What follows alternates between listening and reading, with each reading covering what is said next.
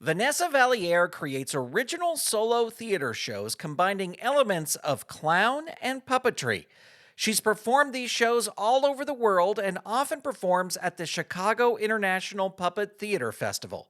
She's also toured with Manual Cinema, and she recently attended the National Puppetry Conference at the O'Neill for the very first time. I talked to Vanessa Valliere about all these things and more on this episode of Under the Puppet. You're listening to Saturday Morning Media. And now, back to our show. Welcome to the show that is preserving puppetry through the personal stories of professional puppeteers. My name is Grant Pachoco, and this is Under the Puppet. Vanessa Valliere, welcome to Under the Puppet. Thank you. Glad to be here. I'm so excited to talk to you. You were recommended to me to interview through a mutual friend, Stoff Shear. Yes. And Stoff saw your performance at, I believe, the Chicago Puppetry Festival. But I'm just excited to talk to you because I, unfortunately, have not seen you perform. But I have explored all your stuff, and I'm excited to the prospect of someday in the future seeing one of your shows. But I'm going to start like I always do. Do you remember your first exposure to puppetry, the very first time you saw puppets? On TV, I think probably would be Sesame Street and the Muppets. I can't think of anything other than that. Although maybe it's possible that my first movie was Pinocchio. Now that I just thought of that just now, so it's possible. But I don't know. It was probably animated, so it wasn't really puppets, but maybe it was the concept of puppets. Right. And was there any sort of like seeing the Muppets or because you are going over your resume, you are a performer. Were you like was there this idea to perform with puppets, or were you just wanted to be a performer growing up? I just wanted to be a performer, but it's funny because when I was second or third grade, I begged my mom for a puppet I had seen somebody carry, like a mass marketed sort of thing. There were these puppets they used to make that they were monkeys and they would go around your neck and they would go around your waist. And I saw somebody with one and I begged my mom for one, which I'm sure I begged her for a lot of toys, but for some reason she bought me that one and she gave it to me for my birthday. And I carried it around for probably 2 years. I mean, of course I put it down, but I carried it around quite a bit and I took it to a lot of public places and I used to practice with it. I have a vivid memory of like looking at it, using it in front of the mirror and seeing what it looked like when I made the puppet read while I did something else. So I did have a puppet and like I remember going down the grocery store aisles and having it look at the groceries while I did something else. Like I understood that it had to be doing something else so that was like the first time I ever picked up a puppet or thought about puppetry. But after that, like never again. Like I wasn't like, I'm going to grow up and be a puppeteer. And so after that, it was more about being a performer. Yeah. So for a little while, I was interested in dance and then I was interested in acting and then I tried directing. So yeah, it was a little bit more like just theater for a long time. Yeah. And was your family creative at all? Were they pursuing creative things as well? No, no. I think they're creative people, but I think that they were pretty squashed by some of the expectations, the world's expectations. I think my father probably would have been a pretty good actor had he had the opportunity, and he was really funny. But no, they didn't. They did not pursue anything creative. My mom was an aerobics instructor. That could be creative, coming up with the classes and It's stuff. true. It's true. Yeah. And she was really inspiring to watch. And my dad was a triathlete and a contractor. So And building things could be creative too. things can be So, creative too. It's true. It's true. yeah. They had it in them, but it was not encouraged. And were you performing like in junior high and high school and into college?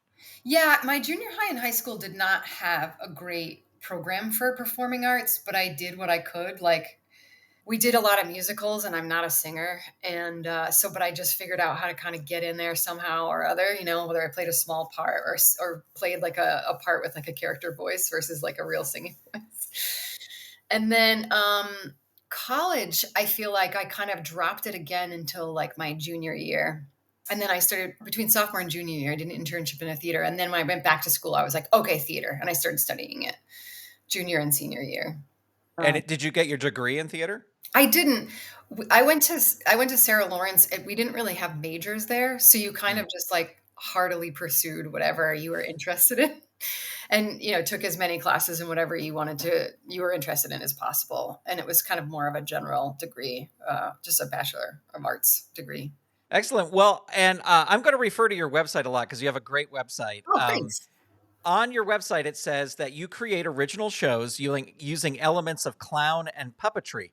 When you were starting out and kind of creating your own shows, which one interested you first? Was it the clowning or the puppetry to start pursuing to create your own works? Well, that's a good question. I think clown. I think clown was something I started being interested in college. I went to see Bill Irwin and David Shiner in a show on Broadway, and it wasn't quite what I wanted, but it was closer. And so and then I got to Chicago. I started doing the Neo Futurists, and I started doing, which is not necessarily clown, but it's definitely theater.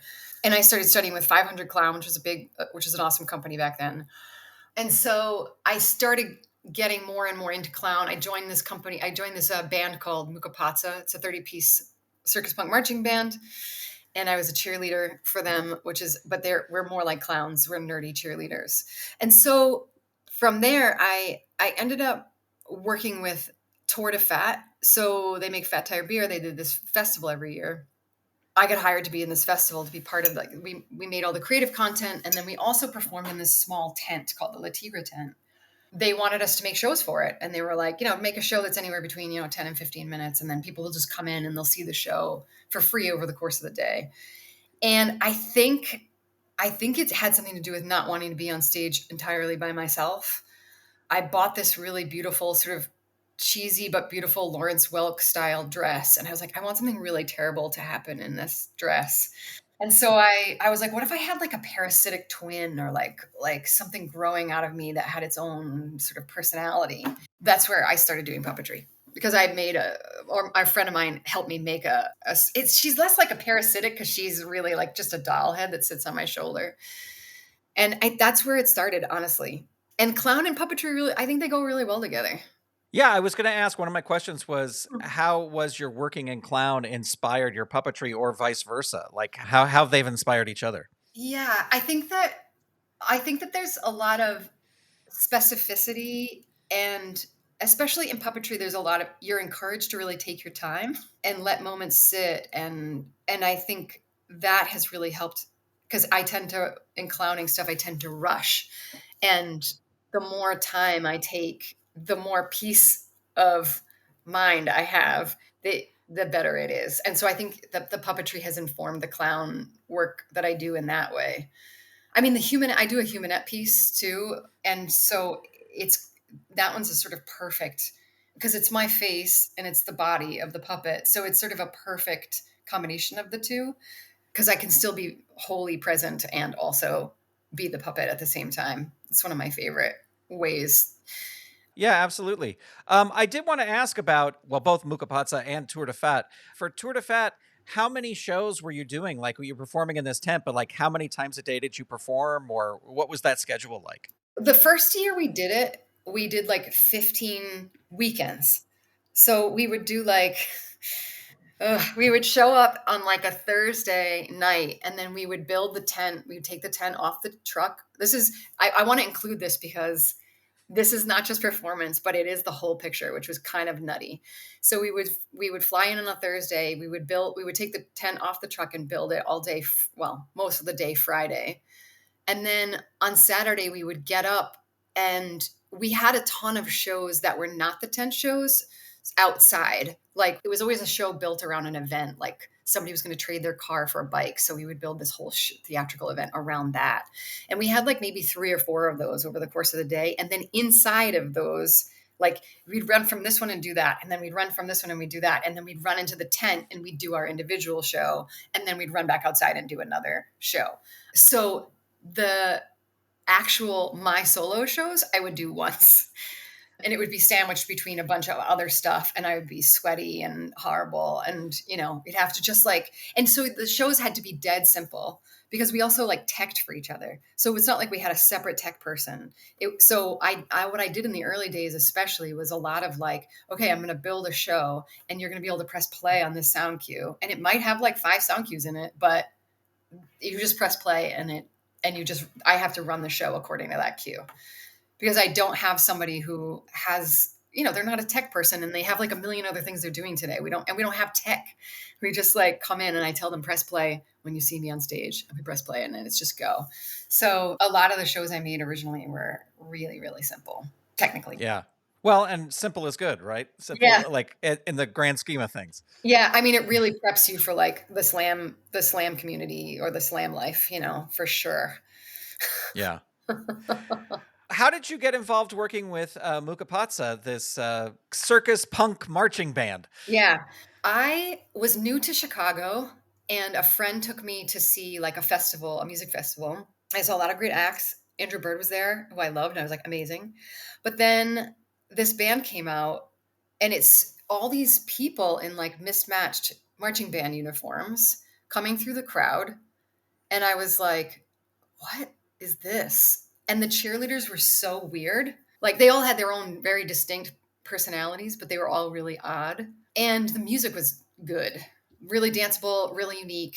I think that when you're somebody who's interested in performing, you sometimes find yourself trying to figure out who you would be if you were in this group. And I don't play any instruments, and I'm also a weirdo. So I was like, oh man, that looks like a lot of fun, like something I would love to do. I was really into the Neo Futurists at the time, which is a popular Chicago company. They have branches in New York, yada yada. But I did an audition for them, and it was so bad that I think it was maybe one of the worst auditions that maybe anyone has ever done.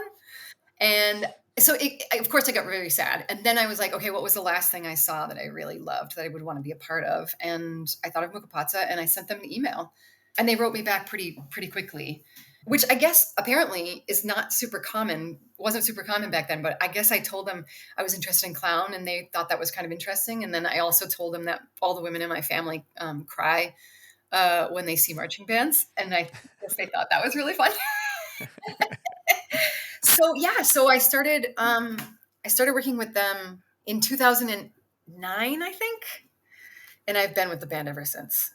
It's like one of the biggest sources of joy in my life. Yeah, I was going to say because when we started connecting to be on the show, I followed you on Instagram, and you performed recently with them as well, Yes. right? Yep. Yep. Yeah, Yep. yeah, that's awesome. Yeah. I also wanted to ask about Theater Unspeakable. Oh, You were the co-deviser and performer for Theater Unspeakable, working on projects like the American Revolution and Superman 2050. Can you tell us a little bit about what Theater Unspeakable it is, how you got involved, and what is a deviser? I think I know, but I would love to hear. oh, great, great, yeah.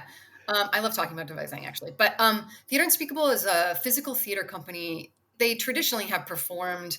I think it's based on a Jacques Lecoq exercise called Trotteau. We perform on a 3x7 platform, and I believe it's about 2 feet high. And I think it's been a while since I've done this, so I think there's about 7 people on top of the platform, and we do the whole like we step onto the platform and the show starts, and we do the whole show on the platform. And we all wear exactly the same thing, so there's not like traditional costuming or anything like that. And Superman 2050 was like a new like telling of Superman. It was like, it was almost like a Superman movie, but it was made up by the people. I didn't devise that one. I was just there. I kind of came in late on that one. And then we did the American Revolution. So we told the story of the American Revolution on the platform. So we're all of the props and we're all of the scenery and we're all of the characters and we play multiple characters. And it's a bit of a like getting on the train and going on the train until it stops because you're never off stage. You're always on the platform. And devising is when you, as an ensemble, all create the material. And you might have a director like Theron Spiegel had a director, but like in that particular process, he would be like, okay, we need to make this particular scene. This is what happens in it. We need to get, we need this. John Adams has to do this, and then we have to have this, and then it has to be this by the end of the scene. Okay, go in two groups. You guys do it, and then you guys do it, and so we just like together or sort of make it up, and then we show each other, and then we keep elements of it, and then those elements maybe do or don't make it to the final show. So we're making the show, we're devising the show together, and like I would say my solo shows are all devised as well. I've made them all up myself. And in my case, so far, I tend to devise from scratch rather than like adaptation. I guess the Theater Unspeakable, I guess the Superman 2050 is almost like an adaptation. And then American Revolution was totally just inspired by the story of kind of. And is there for because I'm just thinking of the name Theater Unspeakable. Is there dialogue? Is this scripted or is it improvised or There yeah. is. It's all scripted. It's improvised in the rehearsal room, and then, we start to develop the script from there. But, yeah, it's I don't remember why they call it on Theater Unspeakable. Well, you also got to perform with Manual Cinema, which Yeah. I will let you describe this. If people don't know what Manual Cinema is, they should. How would you describe this to somebody who's never seen it before? Oh, it's so funny because it's so hard, and I've tried so many different times, but it's sort of like going to watch a movie in the theater, like a not a movie theater, but a theater, and the whole time you're watching the movie, you can scroll down, you can toggle your eyes down to underneath the screen and watch the people making the movie as you're watching it. And in the early days of manual cinema, you were only watching the movie and everybody was hidden behind the screen. But they found out over time that actually people enjoyed watching the making of it while they were watching it. And it has become more complex. So they used to use just overhead projectors, but since then they now use cameras, overhead projectors, all kinds of toys to make it happen. And they used a lot of it seems it on the one hand it's very analog, and then in terms of like filmmaking, and on the other hand it's really sophisticated because sometimes they have to go back and forth between what you're seeing on the screen might be the overhead projector at 1 minute, and then the next minute it might be a camera feed, and then the next minute it might be a different overhead projector screen. So it's kind of a nice combination of like old school and new school. And how did you get involved with Manual Cinema? Was this another send an email to somebody you want to work with? Actually, I was really good pals with a couple of the artistic directors. Like, I don't know if it was before they started as a company or if it was they were just like brand new, or I don't really remember, but we were just friends. Sarah had come to see some of my work, and I don't really know how we got to, I think just community wise, we just got to be friends, and she's awesome. So that was easy. And then I think manual cinema started to grow. And then the first time I saw them, I did see them where I couldn't see them. I just saw the movie as I was describing. And I remember being like, that's really cool. This is amazing. This is so innovative. It's beautiful storytelling. But I'm not super interested in performing in it because I don't like hiding. So even if I'm sending my energy through a puppet, I don't want to hide behind it. So I was not super, even though I was like totally in love with what they were doing, I didn't necessarily want to be doing it. And then when they brought the screen up and you could see the performers, and it was a little bit more, I feel like when you can see the performers, there's more of an exchange. This is going to sound super woo woo, but there's more of an exchange of energy between the performers and the audience. And that is something that I really love. And so when they raised the screen and you could see the performers, I was like, oh, I'm so in. And then I did send an email to Sarah and said, hey, you know how in the past I've said, I don't know if I want to, I do want to. Do you think I could audition? And she was like, of course. And then I came and auditioned. Yeah, I was doing Tour de Fat and I got a call in my hotel room and she's like, do you want to come do Ada Ava? And I was like, absolutely. I was really surprised and delighted. Can you tell us a bit about that show, Ada and Ava? Or Yeah, Ada Ada Ava? Ava is one of my favorites of theirs. Totally biased, but and it is one of their earliest. It's the story of two twins. They're older women. They run a lighthouse together. They spend all their time together. You sort of get the impression that they've been doing that for a long time. And then one of them dies. And so obviously it's heartbreaking for the sister that lives, and which is the part that I understudied for, played. She goes, I don't want to tell the whole story because I don't want to ruin it for anybody, but she goes to a carnival comes into town. It's all nonverbal, by the way. Carnival comes into town and she goes to the carnival and she sort of finds her sister again in the House of Mirrors. And they're twins, so it kind of makes a weird sense. She sees her sister, she takes her out of the mirrors and she brings her home. But of course, that doesn't really go as well as we would hope. And it's got a real Alfred Hitchcock sort of, it's sort of a horror, but sort of also sweet. And I think it's just one of it's I love the story. It's really strong, I think. And it's just the four projectors. That particular one is just the four projectors. But I also love their Frankenstein and I love their Momentous Mori. There's like I love a lot of their shows.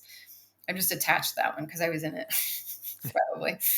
Well, yeah, for anyone who hasn't seen it, I mean, the shows are so involved and, complex. Like, and that was my question is what is the rehearsal process like for one of their shows? Because it just seems like it would be very intense and I don't know necessarily long, but an intense process. It's super intense. It really helps that everybody who runs that company is incredibly nice. It just really helps. Yeah. When things are hard and intense, it just helps when people are nice. When I did Ada Ava, I was slotting in for Julia. She's one of the artistic directors, and she had played the part for a long time. So my process was just like coming in for some individual sessions with her, just teaching me the track, and then sliding me into the rest of the company. So, there's this sort of intimidation of like coming into a situation where everybody knows the show already, but there's a real taking care of each other in the ensembles that I worked with. And I'll tell you about the other show too, but there's a real sense of like, if anybody looks like they're going to drop a ball or whatever, somebody just picks it up. It's not even like a thing. Or they'll give you a nod, or there's always, everybody's helping each other. So when you first enter the show, if you're having any issues, people will.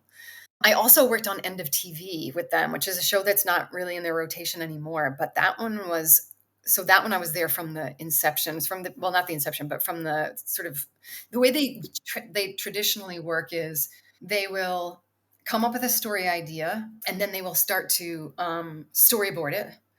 And then they'll start to make the puppets and then they'll bring in the musicians. And then like the performers are kind of last and they'll come in and start.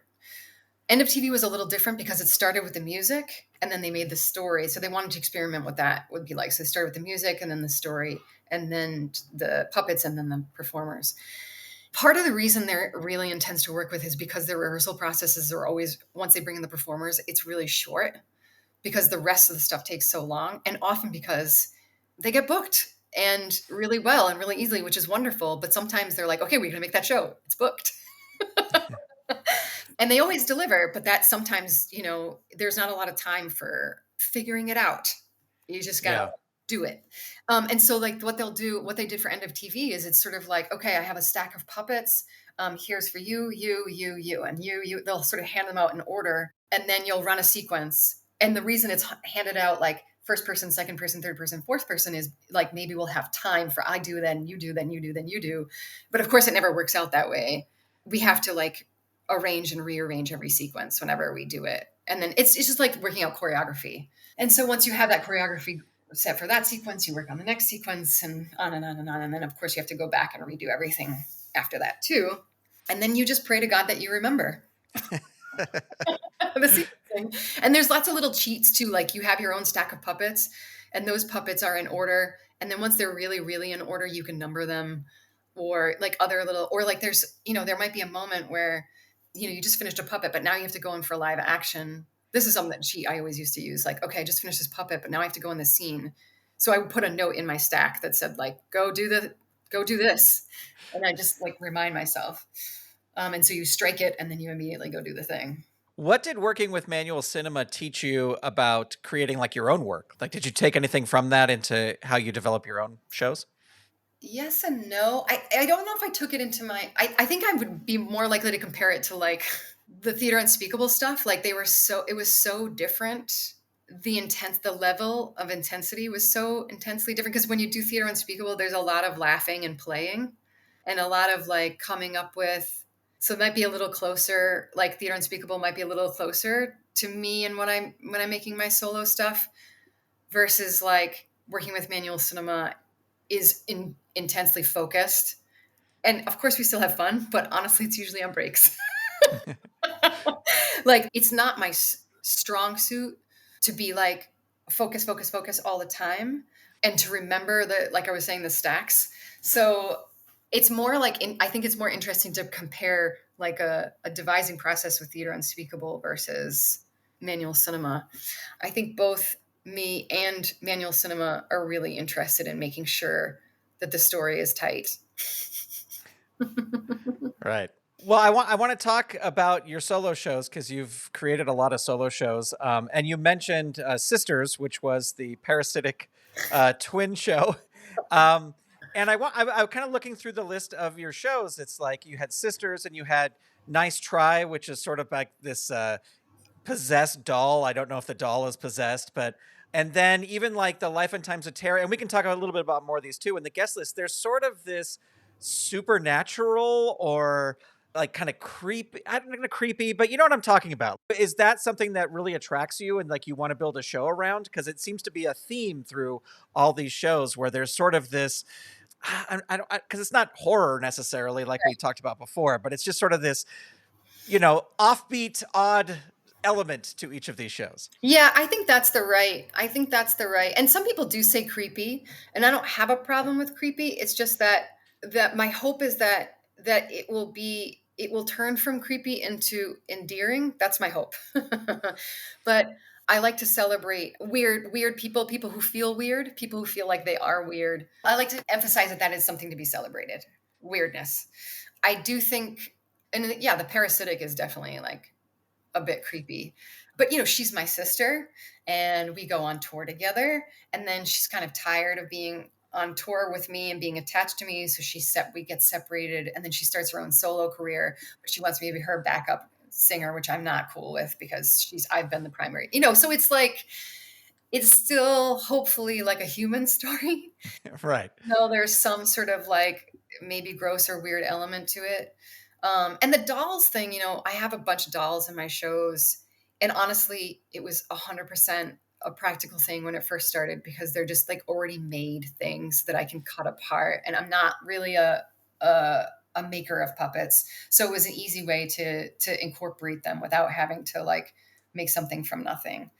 But since then, I've gotten more and more like into them because they're super funny and weird. But yeah, I would say that there is kind of a creepy element that runs through them for sure. Do you you mentioned that you're not necessarily a builder, but do you build everything for all your shows or do you have like a builder that you work with to like, cuz in your best self it's a humanette. Did you build that yourself or I mostly have other people build things for me. I really like that relationship. I like relationships with designers. I like different input.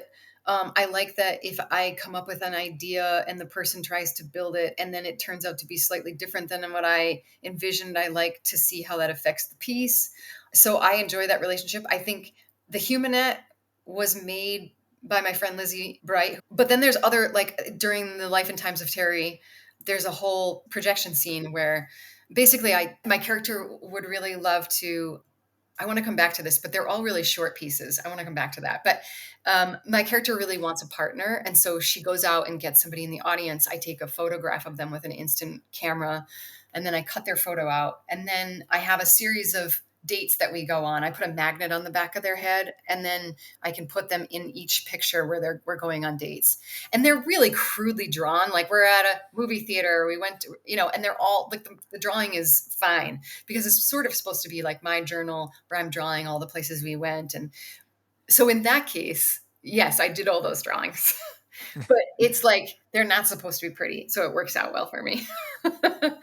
And like and Terry at the end, we have this really silly puppet that's like a version of the drawings that we've seen of the puppet. And that was like Lizzie and I were like, she was like, I already have this thing. You want to just put some clothes on it? Like that kind of like thrown together thing that I sometimes would collaborate with folks on. But if it's something complicated, something that I like really have a unique vision for it and I know I can't quite accomplish it, I love working with other people in it. Well, because you mentioned it, I actually do have a question about this. Because this is another thing I love about your website is you have all these little descriptions of the shows, but you also list the runtime. So if somebody's looking to book you, Mm. they know exactly how long the piece is. And I noticed kind of going through that it seems that 10 to 15 minutes is sort of the sweet spot. And I just want to know if that's on purpose or if that's because also your most recent one, Look, which we can talk about in depth too, says 45 minutes, but then I also noticed that it's three separate vignettes in that. So I'm wondering, if those are 15-minute segments, Yeah. roughly. So yeah, why don't you talk about this sort of 15-minute window and your thoughts on creating something for that window? Yeah, I think a lot of that came from, like, having that Latigra set, them saying, like, you have a 10, 15-minute set to make a show, and so that's where a lot of that came from, and then, of course, like, you start that's becomes sort of the habit you get into, so even once I did Latigra for, like, 6 or 7 years, so that's 6 or 7 shows, and then once I stopped doing that, I was doing a ton of slams, so then the slams still and, like, it's good to do slams because you have a deadline, right? Like, "Oh, I get that slam next month." But you don't want to make anything. I mean, even 10 to 15, 10 minutes is too long for a slam piece, but sometimes I could get away with it. So that did become like a way I really like to make work. I like how much you can do in such a small amount of time. You can really pack stuff in. So I really loved that format for a long time, but I did want to make something longer. So Look is three of the pieces inside of a 50 it's about 50-minute show. But my friend Lindsay is also in that show with me, and we figured out a way to have a character relationship arc between her and I, between the pieces, sort of related. She's also kind of in some of them. She like puppets that I maybe would have operated, she might operate or whatever. She's integrated a little bit into the pieces themselves, and then she's in the interstitial stuff as well. I think that what I realized is that the themes of the things I were making were so similar that it made sense. It's basically the story of this person who is kind of basically a clown trying hard to put on shows and continually failing to do it well. So it's like the three pieces had such similar themes that it made sense to put them all in a single evening. Even though they're really different from each other in terms of the story that they tell, the themes that they're investigating are basically not the same, but very similar. So that's why Look is longer. And then I've got another piece in the works that I think is actually going to be just a full length, not pieces put together. And the thing is, I think when I did the when I did the Look show at the Chicago Puppet Fest, it was huge for me because I was like, oh God, I have terrible stage fright. It's really, really hard when you have tough stage fright and then you go on stage and you have 10 minutes. Or like in the case of, so I went to the Czech Republic to do a slam piece, right? And the slam piece was 3 minutes long. So I flew all the way to the Czech Republic to do 3 minutes. And I was really nervous. And then I get up there and I was like, it's done. It's just done. It's sort of maddening. And I was really hard on myself about how bad the stage fright was. And then I did an hour long or 50-minute show and I was like, oh, part of it is how short it is. Because I get on stage and I'm a little nervous. I warm up pretty quickly. But normally in a 3-minute piece, oh, I'm warmed up. Okay, it's got 2 minutes left. Like or Right. even like or even like with the hour-long piece, if something kind of doesn't go quite right, I'm like, whatever, it's fine. I'm going to be here. I have another, the next thing is just having that luxury of like, there's something about the length of it that allows me to just like, it's okay. So make some mistakes here and there. It's fun. It's fine.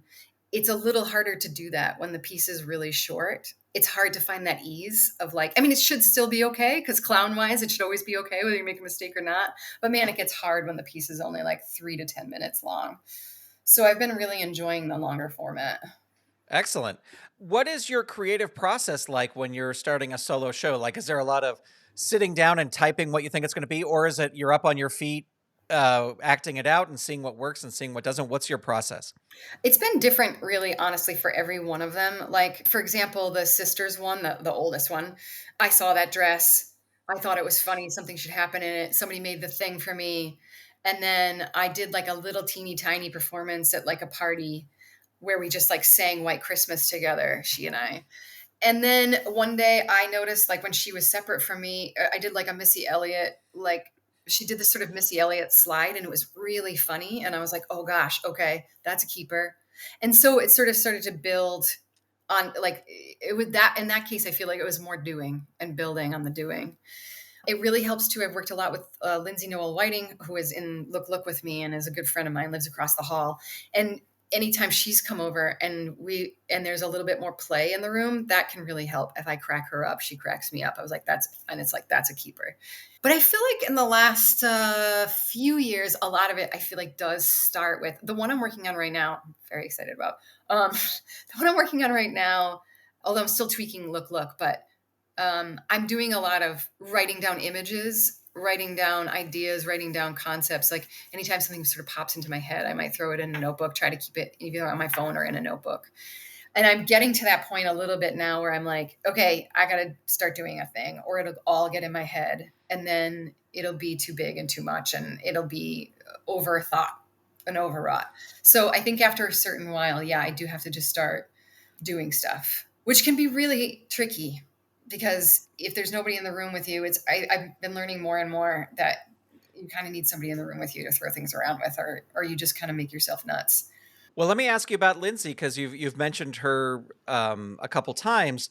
What are your tips for sort of maintaining sort of a creative, collaborative relationship? Because I've been in a few of those where things don't work out well. So I would love to know your thoughts on things that on tips to keep it moving along and keep it good. Yeah. Well, I mean, in the case with Lindsay and I, it was a little bit easier because, well, first of all, she lives across the hall, so it's easy. And when we first started working together, she didn't have any kids. We were, single, living across the hall from each other, easy. It was kind of more like I said, a playful thing where she would come over and be like, "What about this? What about this? Ha ha ha!" And it was really light, and she didn't have a lot of investment in it, so it was kind of me. It was kind of my sort of work, so to speak, that she was just sort of being casual with me about.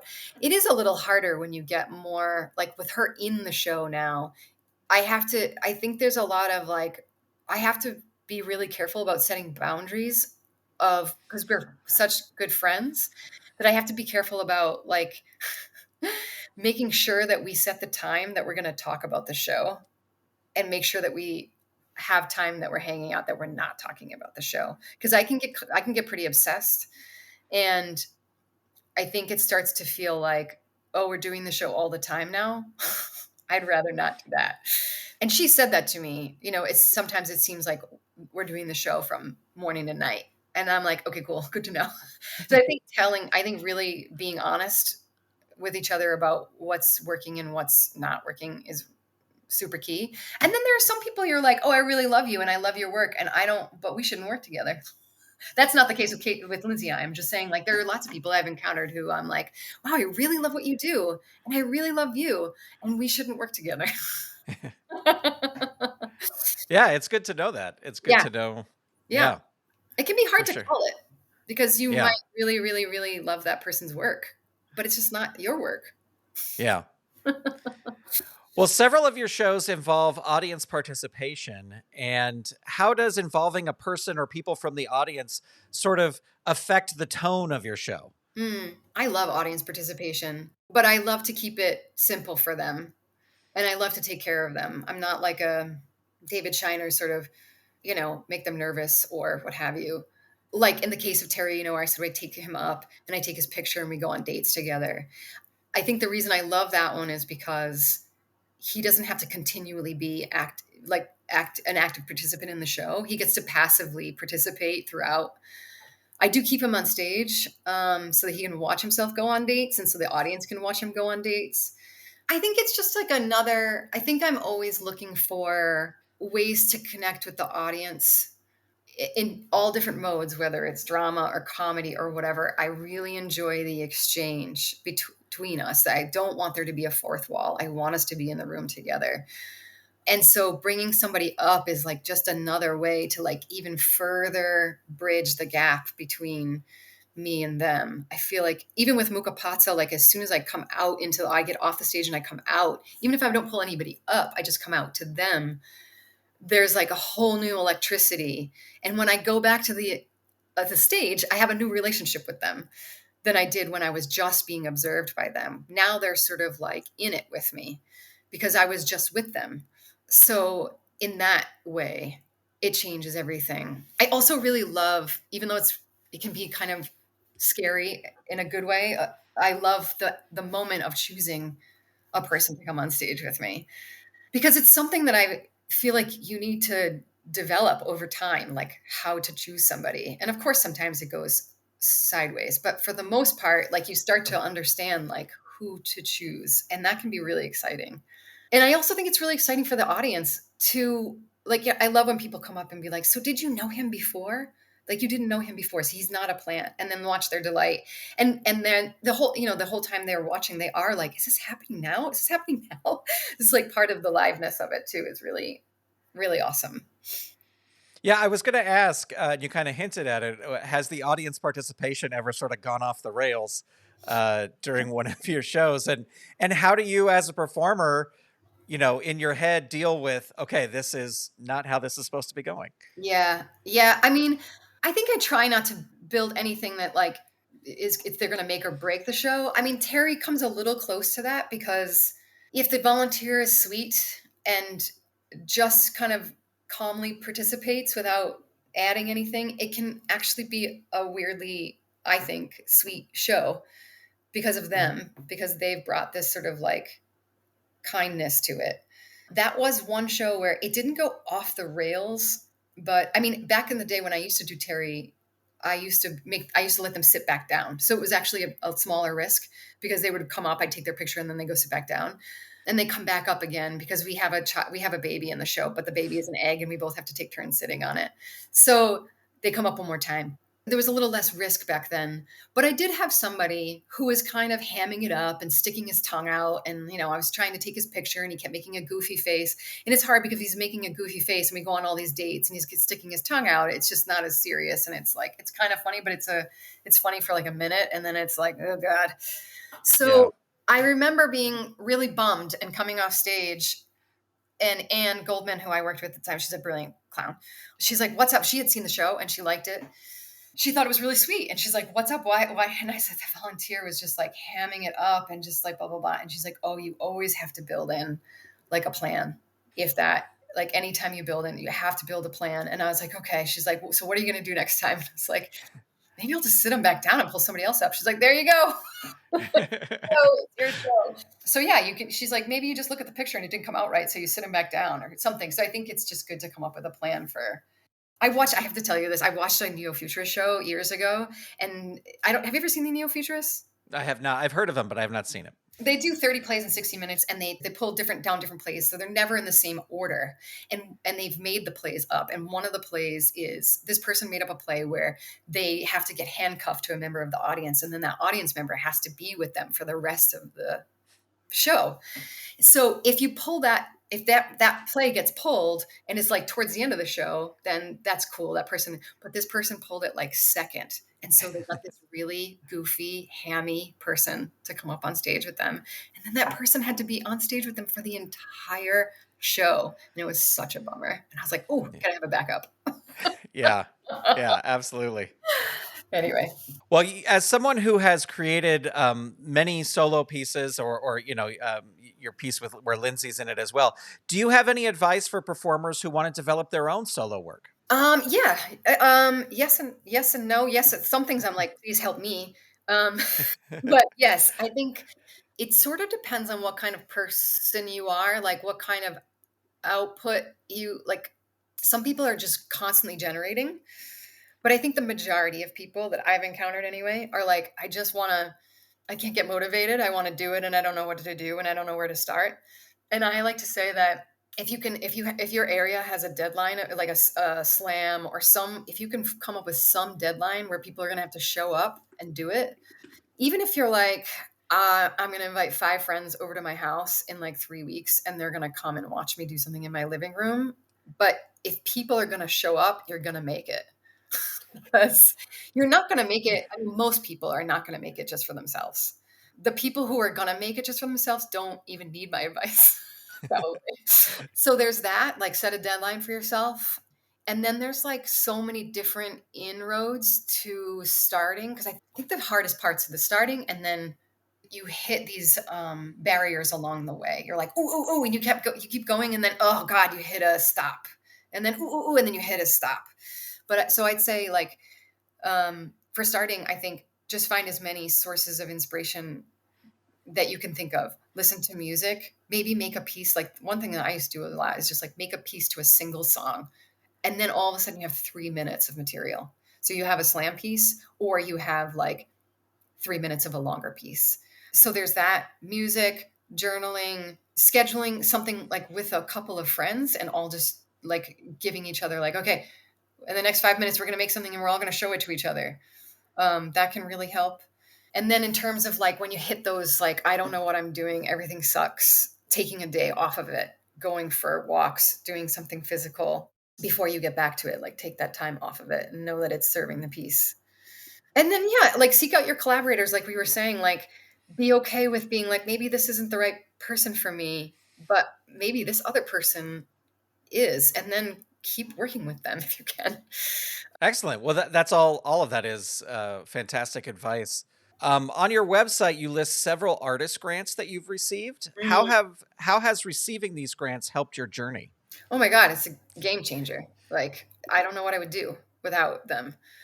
I did get to a point where I felt like I have to stop asking people to do things for free for me. I always did try to throw people some money, always a little bit of money, but that gets, you can't keep doing that. After a while you're like, "Wait, is this what I do or is this like what I pay, like am I paying for my life?" My puppet life. They they're huge in that you can finally start to, some of the biggest game changers about it is you can be like, "Hey, I need this thing and I need it by Friday." Or, "Hey, I need this very specific." I think so that you can still work with people you love and trust and who are friends, but you're not the bottom of their priority list anymore because you're paying them money. It's just how it should be, like your friend who's doing work for you for free should not be putting your work over this paid work that they're getting.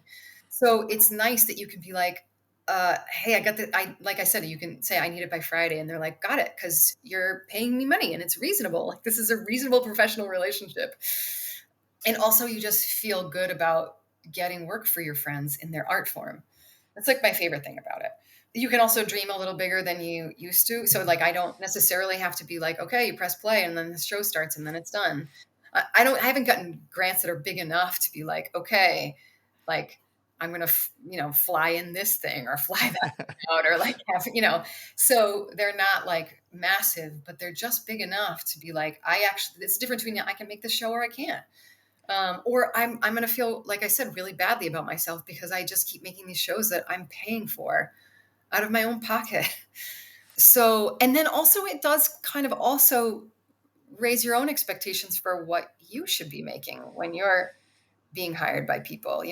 When your friends keep contacting you and being like, "Hey, can you come do this thing? Can you come do this thing?" And you're like, "Hey, can I send you this application to this grant so that you can," and of course I'm still willing to like help and work with friends, but I feel like we should all be trying as hard as we can to pay each other.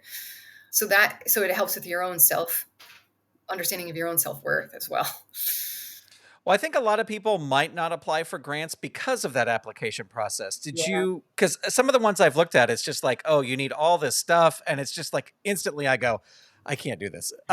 But do you find like that process is, like the application process is difficult, or have you kind of mastered it? It's grueling. There's no doubt about it. Like, and it depends on the grant. Like Chicago just started doing this version of the grant where you just have to do these super duper basic things, and then it's a lottery system from there. So any grants that do that are kind of a blessing. Although then it's a lottery system, so it's really like, who knows if I'll get this. But the other ones can be really shockingly like, it's like you're applying for tenure or something. You're just like, how could they possibly need all of this information? And how could they possibly sift through all of this information? I do find that you start to have a better understanding of how to write them, so it makes it a little easier. I did a thing where I worked with a friend who gave me an artist discount. So it wasn't top dollar, not like working with a corporation. And she let me sort of watch her, like we're on a Google Drive and she let me watch her work through. And I was like, ooh, God, it was so good to watch, like, oh, how do you work on the active voice versus the passive voice? Like all this stuff where it's things like, I hope to do this, or I think I'll do this, or I feel like it's just like, I'm going to do this, and then I'm going to do this. And then after that, I will do this. And then just knowing certain things like People want to see like concrete details on where you're going to present and when, and just kind of knowing a little bit more about it can help it feel a little less daunting. But it's still time consuming, and sometimes you feel like, well, yeah, you paid me that much money because that's how much time I just put into this, you know? Or Yeah. or sometimes you don't get it and you're like, wow, that's all that time wasted. So it is hard. I think I've gotten enough of them to feel like it is worth, if I get every other one that I apply for, it's worth it. And I continue to work with that woman. It's just I need her a little bit less. So I don't have to, she gets paid hourly and I don't have to she doesn't have to do as many hours because now I know a little bit more about how to do it. Your shows are sort of staples of the Chicago International Puppet Theater Festival. Can you talk to us about the first time you went to the festival and how you wound up getting involved? Yes, yes, yes. So Taylor Bibat, who was originally curating they call it Nasty Bruges and Short, and that's the sort of slam puppetry part of the Chicago Puppetry Festival. I didn't even really know anything about the puppetry festival the first year, and she was like, "Hey, do you think you could do three of your short pieces in this slam?" And I was like, "Sure." She didn't say slam; she said three of your short pieces on this night. And my pieces are fairly lengthy, so like three of them is kind of like that's kind of an evening. And then later she said, "So there'll be other pieces that night." And I was like, "Oh, Taylor, I don't think I can. That's going to be kind of rude if it's like three of me and then like a couple, other people are going to be like, what's with this woman who keeps coming out?" And I'm kind of glad I did that for a couple of reasons. One of which is like, that's at that time was probably all my material. So I wouldn't have anything to do the next year. Also, I remember saying to her, like, "Are you sure you want me to do this? Because I'm not really a puppeteer." And she was like, actually, you are. So we would love it if you would do it anyway. And I was like, okay, great. And I didn't even know where she had seen any of the stuff I did. So I thought it was great, but I was sort of shocked. And so that was my first year doing the Puppet Fest, and I did the slam. And then every year it became kind of not my latira, but sort of my deadline. So I'm like, okay, every year I'm going to make something, either have something that I've already done or make something new for that slam. And so I lucked out that they let me into it every year, which was awesome. And then, I just really wanted to start to move in another direction. I don't want to say graduate from the slam because slam is a thing in and of itself that you can be like killer at. But I wanted to kind of like get to a point where I might be on a main stage, doing a main stage as part of the festival. And so that's part of how Look came about because they ended up doing the work and development showing on the main stage of that. And they've also given me some residencies. So I've been able to like work in the space there too. And honestly, they have been changed my life a little bit, I guess you could say, or at least like supported it in a way that certain things suddenly felt possible that maybe wouldn't have if it weren't for them. And by them, I mean like Blair and Sandy who run the Puppet Fest. That's how that history went. Yeah, I've definitely always heard of it and I've never been able to make it out there, but I hear about it enough where I was like, I need to get out there. I need to see this festival because it sounds pretty amazing. It's pretty amazing. And it was biannual for a while, and now it's annual. So that's the other thing. I wasn't making a piece every year. I was making a piece every other year. I think the thing I love it for a lot of reasons. One of my favorite things is that it's in January. So everything's miserable in Chicago in January. So it's so nice to have something to look forward to. Even though people are like, oh, it's so hard to get from one place to another because it's so cold out. And I was like, yeah, but then you're in the theater and it's nice. The thing I like about it, one of the things I like about it the most is how international it really is. And I do think that we could stand in this country to have a little bit more puppetry from other countries, seeing more puppetry from other countries, because there's traditions in other countries that we've never even imagined. And then there's also just like, I think there's more of a history of acceptance of I'm speaking really generally right now, but there's more of a history of acceptance of the variety of puppetry and like what that even means, and yeah, what constitutes that, and theater pieces that have puppetry in them, that are theater pieces that have puppetry in them, that are puppetry. Do you know what I mean? So Yeah.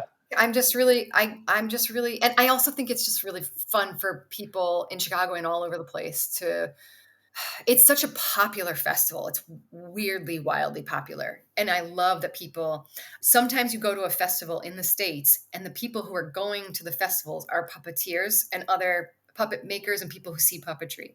But for some reason, I don't know why, the International Puppetry Festival in Chicago, the majority of the people going to see it are people, the public, not necessarily puppet makers. And so people are blown away because they've never even imagined that something like this was possible. Whereas we're like a little more used to it, even though we might still Yeah. be blown away, but it's just a different kind. Yeah, I definitely have to make it out there at some point for sure. You mentioned residencies, and you have done two residencies at the Nordland Visual Theater in Norway. Mm. What made you decide to head to Norway to dive deeper into theater? I didn't that was a kind of funny thing. I wanted to study so when I was during COVID, I was like, when this whole thing is over, if it ever is, I really want to study with some people who I've admired who don't live in the States. And I was thinking Yael Rasuli, and I was thinking Ingvild from Plexus Polaire, and I was thinking Duda Peva. And I was like, okay, these are people I'm really interested in. And so when COVID was over, so to speak, not really, I found out that Yael was going to be doing a class in Norway at that theater. And that theater is amazing. And then when they're doing classes, you kind of apply for them a little bit, and then they will fly you out there and put you up. And you take the class, I believe, for free, which is astounding. So I applied for it, but then she ended up writing to me and being like, I'd love to have you in the class, but I'm actually coming to Chicago. So it sort of makes a little more sense for you to take my class in Chicago. And part of me was like, yes, but I want to go to Norway. And I also knew that after the class, she was going to be starting her process for her show, and that Ingvild would be a part of that process too. And that was like, those are the two people I most wanted to work with or study with or what have you. And so I wrote to her and I was like, okay, but actually, I think I wrote to her before the Chicago thing and said, just so you know, like, I'll stay longer and I'll help you with your show in any way, blah, blah, blah.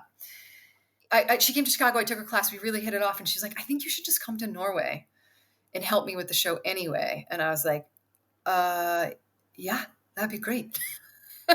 So I did go to Norway on the tail end of her class. And we were there for a few weeks working on her show with Neville Tranter, which is somebody I wanted to study with but didn't know it yet, who is also amazing. And so we started working on her show there. And I didn't really know in what capacity until I got there. And then I helped her with the script. And then I became the assistant director basically. And then she got invited back to keep working on that show. And so we went back again the following year for like a couple months, a month or two. I can't remember exactly how long. I think it helps that, I got to know them. And also every time Ingvild came into her rehearsals, I was like, God, she's so amazing. She's so good. And then I applied for they have residencies, they have R&Ds, they have all sorts of stuff there. They're an amazing theater. And they're like, we kind of want to invite you to this new program where we're going to have like 3 or 4 companies come and they're all going to be working on new work like in separate spaces. And then you'll be able to show things to each other and sort of give each other feedback and blah, blah, blah. And I was like, that might be actually good because sometimes when I work by myself for too long, it can be kind of brutal. So I'm going to go back there in a year from now, actually, and do like another 10-day residency, except this time it'll just be my stuff. Yeah, I think I love talking about this kind of stuff because, one of my grand plans for this podcast is to give puppeteers and performers ideas. And I don't think we've talked to anybody who is like, oh, I'm going to go do a residency in Norway. So I love giving those options out to people. Yeah. Yeah, well, as we kind of wind down here, I did want to ask that when I first reached out to you about being on the show, you were like, "Oh, I'd love to, but I can't because I'm going to the O'Neill, the National Puppetry Conference." So I would love to ask you about your time at the O'Neill. Was this the first time you had been to the O'Neill, or how had you been before? It's my first time. Have you been? Yes, I went many years ago. I wasn't an official participant. I went with somebody else's show. Okay. But yes, I have been there and I've experienced Okay. Okay. So it's sort of this sort of cult that is the O'Neill it. in a good way, in a positive way, of course. It was great. I went specifically. I mean, I've always, of course, I've heard about it, and everybody's always said how wonderful it is. But I was specifically interested in Elise Leloir, who was going to be coming there to do. Like I had seen clips of her Pinocchio, which was kind of astounding and kind of broke my brain a little bit, just the teaser video. And I had heard about her from Ingvild, and so I was like, "Okay, this lady sounds great." It's nice to have, like, one woman lead you to another awesome woman, lead you to another awesome woman. I was like, "I should this is if I'm gonna go, this should be the year that I go," because it was also gonna be a class in human puppets, so it was like people sort of acting like puppets, so it was gonna be a little bit physical as well as puppetry, so I was really interested in that too because, like you said, I'm sort of interested in puppetry, but I'm also very much a performer of my like, without a puppet, so I'm a little bit of both, and so I was like, "If I'm gonna do the O'Neill, it's probably gonna be this year to study with her." And then I went, and it was so funny because I don't know, it was right before we went or right as we got there. She totally pivoted and was like, "Actually, I think I'm gonna do something that's like puppets." But it was like, you're gonna be present on stage, and so is you're gonna be interacting with your puppet. So it wasn't like you're gonna hide. Like, I think it would have been hard for me if it was like you're gonna be like hiding behind your not hiding, because you're always sending your energy through it. But like, I'm it's virtually as a person have disappeared in favor of the puppet. So I was a little glad that at least it was like you're still performing with the puppet. But for a second I was like, oh no, what is this going to be? Is this going to be a totally different thing than I signed up for? And then I had to be like, Vanessa, every video you've seen of this woman's work is like super interesting and unique. And so that's what you're going to get. And I was like, oh, right. Okay. Okay. I had to have a little talk to myself. And then what was really amazing was that instead of she's a director really more than she is a performer. Actually, I don't even think she is a performer. She's a director. And what was really cool was it wasn't really a class. It was being in a process with her, which I think is sometimes the best way to learn from somebody is to watch their process. And if you have time, ask questions.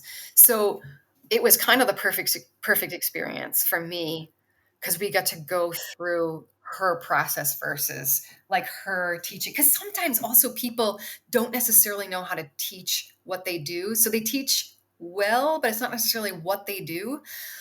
So there's no better way to teach what you do than to just go ahead and do it with other people. So that was really wonderful. And then the community was astoundingly supportive. Like it's such a positive place to be. And I don't think that there's for me in particular, like it's okay for me for a whole week to be awash in positivity, to just have people be positive all the time. I have plenty of negativity in my own brain and in the world around me. And it's really nice to be in a place where people are just like, yes, yes, yes, yes, yes. This is great. You're great. This is great. Everything's great. And I'm like, awesome. Let's live here for a little while. Like, why not? It's a great Yeah. it's a great place to make things from, to start to make things from for sure. It was a kind of a grueling schedule, but I did find myself like there's a participant project that you can do after you work with your person, after you work with your in your primary strand. And I opted out of it and I regretted it for the first 2 days. And then by day 3, I was like, thank God I'm not working on anything else. Like, this is plenty. And I have a part-time job that I had to do while I was there. So it was really awesome and very inspiring. And it was really cool. Like one thing I kind of learned that isn't necessarily O'Neill related, but like there was a lot of times where we'd be sitting waiting for something to start and it would just be a blank stage and maybe there'd be a light somewhere here or there. And I think because of the encouraging environment and because of being able to sit in a theater, I had a lot of new ideas. So that was really fun because in the past I've only thought, when I was making the Tigra shows, I was making shows for a small tent with like you're inspired by the space or by the parameters or whatever. So it was really nice to be in a space where I could just like look at a blank theater, have nothing but positive vibes around me, and then just like let myself just imagine what could happen on that stage versus like a small like dream bigger rather than in like an actual theater, an actual stage versus like the tiny little space like the tent. Did So you have a favorite piece that you saw while you were there? Or a couple favorite? You don't have to pick one if there was more than one, yeah, but I had a couple favorites. I mean, a lot of almost like I love all the things that people do at the bar because there's so many of them are so dumb and I love dumb. And they know, I mean, they're purposefully dumb, of course. But there were a couple. Okay, so my friend David did an amazing. the puppet was attached to his feet, and he was like a little king, and David was like his servant, and he was kind of a clown, and that was one of my favorites. Definitely had audience participation and was really funny and just really succinct and specific and funny. There was also a beautiful young adult piece that was about two boys who lost their mom. I feel really badly that I can't remember the name of it, but it was excellent. And I'm sure it'll go on to do more. That was like I think that was a participant project, or that was an emerging artist. I'm not really sure. And then my friend Justin did a one with like this hulking puppet who was chained up by these two little tiny puppets who kept trying to chain it up and drag it, and it wouldn't go anywhere. And for some reason, it was again just like really specific and great. Oh, and then this other guy did this one that he had this like, it's hard to describe. There's like a little baby who's like, brick, brick. And he keeps calling for this brick that falls off a shelf and lands on his head. It's really terrible and gruesome and horrible. Like the baby gets up on its head and it starts throwing up everywhere and then it dies, which sounds really terrible, but I laughed so hard because it was so terrible. Yeah. Yeah. I love it. Well, yeah, the O'Neill, you see so many different things, and they're all amazing. So thank you so much for sharing that experience. Well, as I always like to ask as the final question here today, what has been the highlight of your career so far? Wow. Can I pick a couple? Sure, absolutely. It's so funny. Like the first thing I can think of is like just a moment when I was with Mucca Pazza and I was in the audience and I was looking at this man and his son and they were looking up at me and all I thought was, I don't want to be anywhere else. Like I don't want to be doing anything else. I don't want to be with anyone else. Like this is exactly where I want to be right now. Doing this. And it was just like screaming in my head like this. So that was like I think one of my highlights. I have a couple with Mucca Pazza, but that's definitely one of them. Manual cinema, like some moments too of like doing a show where you're like really in the zone because they're like a ritual. They're almost like doing a ritual, right? Where you're just sort of like, there's a system. So there's been some real highlights with them. And then also like, of course, like after standing on the stage. And I think in Canada, we were told like, hey, just, our audiences are not super enthusiastic. They'll applaud you. And they, rose to their feet and gave us several ovations. And that was like, I felt pretty good. And I think there's just been other like beautiful moments in the solo shows too, where I'm either connecting very much with specific person. I know this isn't a specific moment, but I'm connecting very much with a specific person in a specific moment in the show. Or people have come up to me after. Like I remember I had a young woman, a young girl, like maybe teenager, come up to me. And it was so clear that she needed the show. And that felt really, really satisfying. Like she wasn't feeling great about being a weirdo. It's like one of the hardest times in your life to be a weirdo. And I think she just really, I felt like she needed it. And I felt like, great, this is the point. This is the whole point of it. So I think those have been some top highlights. Yeah. Excellent. Well, Vanessa Valliere, thank you so much for taking the time to talk to us today. I appreciate it. Thank you. It was really fun. Thank you. Many thanks to Vanessa Valliere for being on the show. For links to some of the things we discussed, check out the show notes for this episode number 110, over at underthepuppet.com. And if you'd like to hear even more of my talk with Vanessa Valliere, it's available to the bonus content and above patrons over at patreon.com/Saturday Morning Media. And special thank you to Staff Shear for recommending that I talk to Vanessa on the show. Well, that's going to do it for this episode of Under the Puppet. I would like to send a special thank you out to all of the Saturday Morning Media Patreon patrons who help make this show possible. Patreon patrons at the producer level and above who get a special shout out are Eve Cunning, Kathy Crawford, Tony Urbano, Brandy, David Akers, Jeff Toro, Lee Thompson, Paul, Ricky Chavez, and Scott Armstrong. To become a patron, visit patreon.com/Saturday Morning Media. And thank you for your support. If you have questions, suggestions, or feedback about the show, send them via email to underthepuppet@gmail.com, or you can connect with the show on Instagram or Facebook by searching for Under the Puppet. And don't forget to tell a friend about the show. This episode featured music by Dan Ring and was expertly edited by Steven Staver. Thank you so much for listening. Under the Puppet is copyright 2025 Saturday Morning Media Grant Pachoco executive producer, all rights reserved. www.saturdaymorningmedia.com. You've been listening to Saturday Morning Media. Stay tuned. We'll be right back.